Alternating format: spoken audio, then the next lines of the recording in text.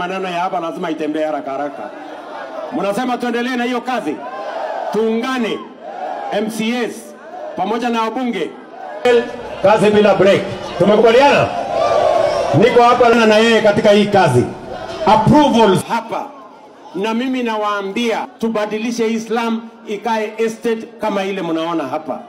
Mimi nawauliza watu wa Kibera, mnasema tuendelee na hiyo kazi ya kubadilisha maisha ya wananchi wa taifa letu.